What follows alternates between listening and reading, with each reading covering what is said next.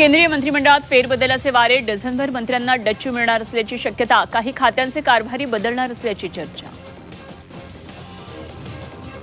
राष्ट्रवादीला अर्थऐवजी ग्रामविकास किंवा ऊर्जा खातं मिळण्याची शक्यता, अर्थ खात्यासाठी भाजपचा आग्रह असल्याची झी 24 तासला विश्वसनीय सूत्रांची माहिती. अमित शहांशी चर्चेनंतर होणार शिक्कामोर्तब. पुणे विषारी दारू प्रकरणामध्ये आणखी 20 संशयित सीआयडीच्या रडारवर. आतापर्यंत 11 आरोपींना अटक, विशेष पथकं आणखी 20 जणांच्या मागावर. गोकुळ दूध संघाच्या याचिकेवर आज सुनावणी. प्रशासक मंडळ नियुक्त करण्याविरोधात याचिका. कोल्हापूर सर्किट बेंचसमोर आज सुनावणी. प्रशासकीय मंडळाला स्थगिती देण्याची मागणी.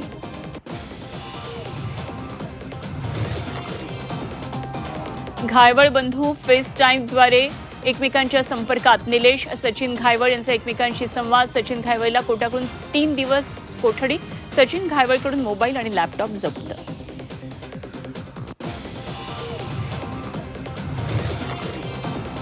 हिंगोलीमध्ये वर्षभरापासून 3 शववाहिका धूळ खात पडून आरोग्य विभागाच्या गलथान कारभारामुळे संताप. हस्तांतर केलेले नसल्यानं शववाहिका उभ्या, खासगी वाहनातून न्यावा लागतो मृतदेह.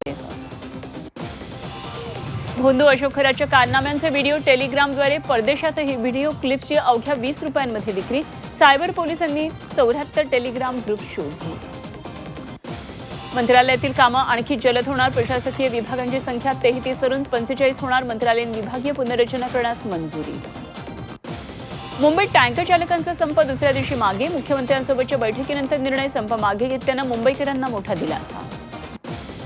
प्रत्येक जिल्ह्यामध्ये सीईटी सहाय्यता केंद्र. विद्यार्थ्यांना त्यांच्या जिल्ह्यामध्ये योग्य मार्गदर्शन मिळणार. सीईटी सेलचे विद्यार्थी सहाय्यता केंद्र सुरू करण्याचा निर्णय. सीईटी पीसीबीमध्ये 11 जण अव्वल. राज्य सामायिक परीक्षा कक्षाकडून निकाल जाहीर. 11 विद्यार्थ्यांनी मिळवले 100 गुण. संगणक आधारित पद्धतीनं घेतली परीक्षा. शेतकऱ्यांसाठी मंत्रिमंडळ बैठकीमध्ये महत्त्वाचा निर्णय. मागील कर्जमाफी योजनेमध्ये वंचित राहिलेल्या शेतकऱ्यांनाही कर्जमाफी. जवळपास 14,000 कोटी रुपये दिले जाणार. हिंगोली, वर्धा, अहिल्यानगरसह राज्याच्या विविध भागामध्ये वादळी पावसामुळे मोठं नुकसान. फळबागा, शेतीला फटका. तर राज्यातील 26 जिल्ह्यांना येलो अलर्ट. कडक उन्हामुळे शाळांच्या वेळापत्रकात बदल. विदर्भात 22 जूनपासून शाळा भरणार. उर्वरित महाराष्ट्रात कोणताही बदल नाही. राज्यातील धरणांमधील पाणीसाठा 25%वर. पुणे विभागामध्ये सर्वात कमी पाणीसाठा. जून महिना सुरू झाला तरी पाऊस नाही. पाणी संकटामुळे दुष्काळाची चिंता वाढली. मे जून महिन्यामध्ये 56,000 हेक्टरवर शेतीला फटका. अवकाळी पावसामुळे शेतीचं मोठं नुकसान. 24 जिल्ह्यातील फळबागा, भाजीपाला उद्ध्वस्त. गारपिटीसह वादळी पावसाचा शेतीला फटका. नाशिक जिल्ह्यात सलग तिसऱ्या दिवशी कांदा खरेदी ठप्प. नाफेड एनसीसीएफच्या जाचक अटीमुळे शेतकरी संतप्त. सरकारची कांदा खरेदी केवळ कागदावरच. शेतकऱ्यांचा सवाल.